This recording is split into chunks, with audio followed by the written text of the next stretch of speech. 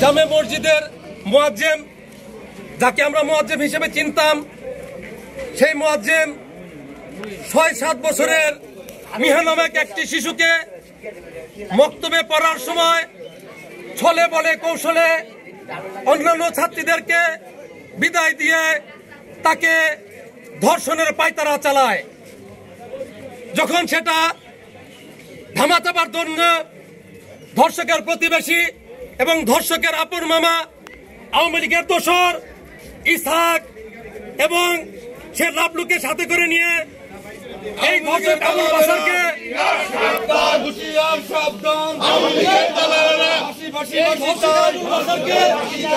বাঁচানোর জন্য সেই মামলায় কোন প্রকার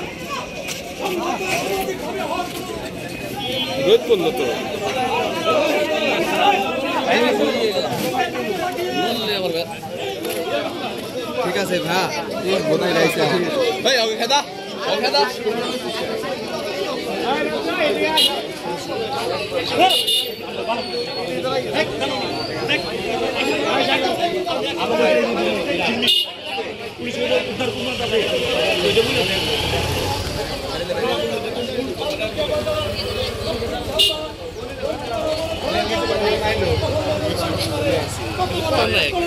ঘটনা ঘটে গেছে এই বান্দুটিয়া মাহমুদা আলপনা জামে মসজিদের মুয়াজ্জিমের কারণে এবং তার দোসর ইসহাক এবং লাবলুর কারণে।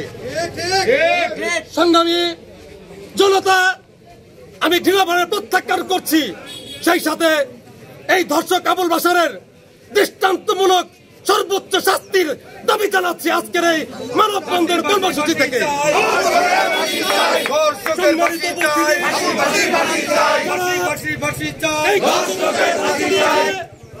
তাদেরকে যারা সহযোগিতা করছে আওয়ামী লীগের দোসর, দীর্ঘদিন আপেলের সাথে মোগলাম মহিদুরের সাথে বিজনেস করে এই বাশারের মামা ইসহাক সেই দর্শনের অন্যতম সহযোগী।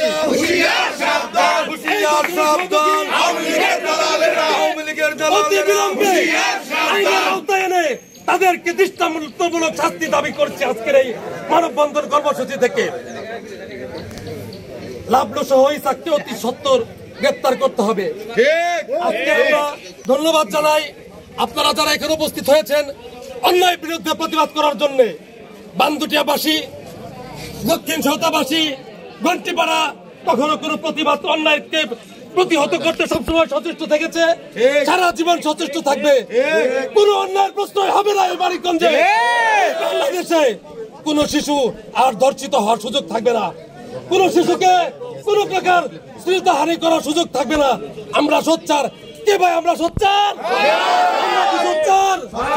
আমার সাথে স্লোগান ধরুন, ফাঁসি ফাঁসি ফাঁসিয়ে চাই, ধর্ষকের ফাঁসিয়ে চাই, ফাঁসি ফাঁসি ফাঁসিয়ে চাই। সংগ্রামী সাথী ও বন্ধুরা, কথা এখানেই শেষ নয়। আমাদের এই আজকের কর্মসূচি নির্দিষ্টভাবে দুটি ভাগে বিভক্ত হয়েছে।